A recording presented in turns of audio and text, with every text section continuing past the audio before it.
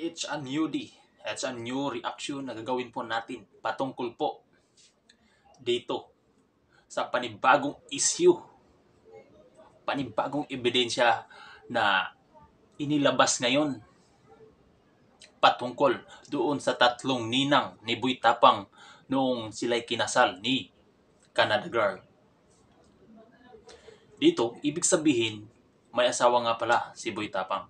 Pero hindi po ako sure kung talagang totoo. Dahil po, ito po'y aking na pong nakikita at sa mga videos nila na inilabas. Dahil po isang supporter din po tayo kay Boy Tapang. Isang viewer. Kaya po doon po nakikita po natin ang mga buzz o mga issue na inilabas ngayon. So, bago natin panoorin ang video na nilabas nila ninang ni Boy Tapang, nilang tatlo, huwag niyo po kalimutan subscribe and follow my Facebook, Rick Frequencia at Rick Vlogs TV. Yan po ang aking YouTube channel. So ano pang gagawin natin? Kung kayo po'y tapos na po, mag-subscribe at mag-follow. So proceed na po tayo sa video na ating gagawa ng reaction. Let's go! So, gusto lang naming linawin na yung kang Boy Tapang at saka kay Canada Girl.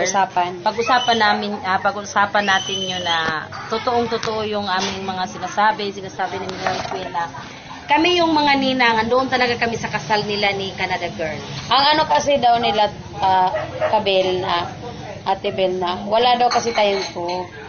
Kasi nga, kinasal sila sa Cebu. So, nandito kami, travel lang kami noon, para maka-attend sa kasal niya. Andoon talaga kami. So, maniwala kayo talaga kasi hindi kami nagsisinungaling. Kahit tanungin nyo pa si Canada Girl. Ito. Sabihin mo. Kung sino man yung mga kaibigan ni Canada Girl, pwede nyo itanong sa kanya kung totoo bang ninang talaga kami o hindi. Para maniwala kayo. Kasi nga guys, kawawa din kasi si Canada Girl. Nakita nyo yung niya, sitwasyon niya. Kawawa yun. Manasal sila. Hindi kami galit kay Cherry White Idol namin si Cherry White. Ang pinag-uusapan namin dito is yung sitwasyon ni Canada Girl. Kawawa si Canada Girl kasi kasal sila tapos naghanap yung lalaki ng ibang babae. So hindi pa naman yung kasal nila. Bakit nakipag-asawa si Boy Tapang? So, linawin lang namin na totoong kasal sila. Hindi rin sinasabi ni Boy Tapang na may asawa siya. Hindi niya pinakilala si Canada Girl. Hindi niya pinakilala si Canada. So, kawawa, di ba? Siya yung asawa, tapos hindi niya pinakilala si Cherry White yung niya. Yung bago niya ngayon. Pina-proud niya lagi. Siyempre, masakit. Asawa siya.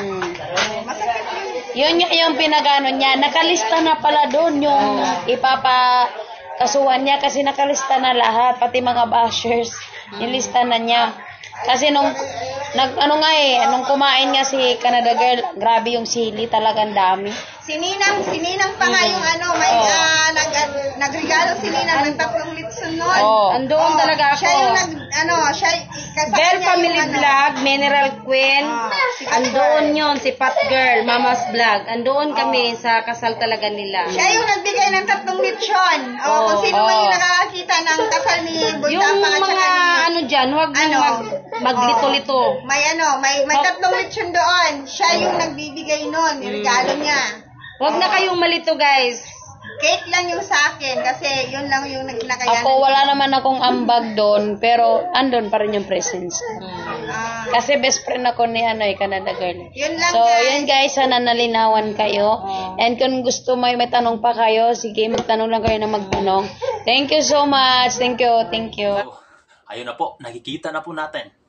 At sila po ay sincero pong nagsasabi na sila po daw ay ninang sa kasal ni Boy Tapang.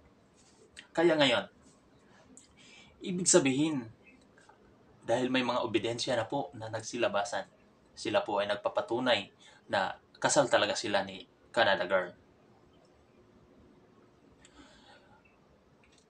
Hindi po natin alam kung bakit hindi man lang nagsasabi ng katotohanan si Boy Tapang. Dahil andyan na po ang ebidensya eh. Dapat po aminin na po niya. Dahil po si Canada Girl, naisip ko rin po minsan na parang nagbibiro lang. Kasi nakikita ko doon sa kanyang video, yung umiiyak siya na tumutulo pa yung sipon niya at babawiin niya si Boy Tapang. Kaya akala ko po, biro lang po yun. So ito dahil po may panibagong informasyon lang po na nakikita natin patungkol dito po sa tatlong ninang ni Boy Tapang sa kasal ni Canada Girl. Ngayon, hope na makikita rin ito ni Boy Tapang. Ngayon niya sasagutin ang isyu na to. At papatunayan niya na hindi pala totoo na kasal sila. Ang ano ko lang, paano niya mapatunayan? May 3 nagbubulunter na nagsasabi at naglabas ng video na sila ay ninang. Paano niya malusutan ngayon itong issue na to? Paano niya sabihin sa mga tao na hindi siya nagsisinungaling? Kaya Boy Tapang, kayo na po ang bahalang magpaliwanag para po hindi po masira ang iyong career. Dahil dito, pag tinatanggi mo pa rin, ibig sabihin,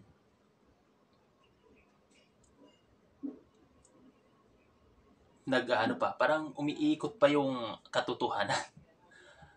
Dahil may ebidensya na. Tapos may isang babae, si Canada Girl, naghahabol sa'yo. So, iyan po ay nagpapatunay na totoo.